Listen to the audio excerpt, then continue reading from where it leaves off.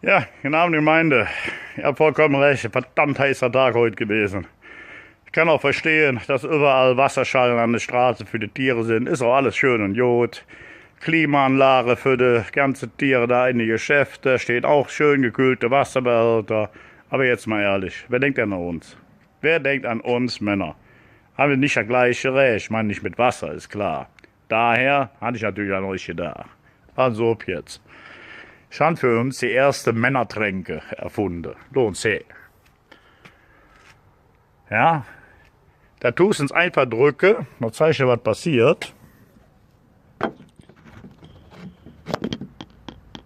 So, müsst ihr eigentlich sehen. Einfach mal den Notausschalter drücken. So, gut, warte. Dauert zwar ein bisschen lang, aber da könnte schon, da könnte schon. So, uns was da könnte.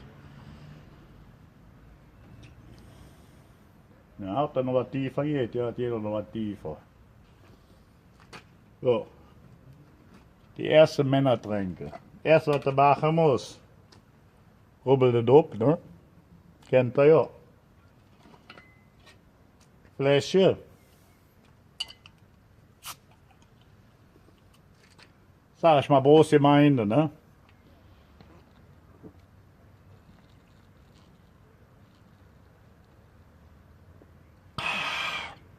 Tja, was soll ich sagen?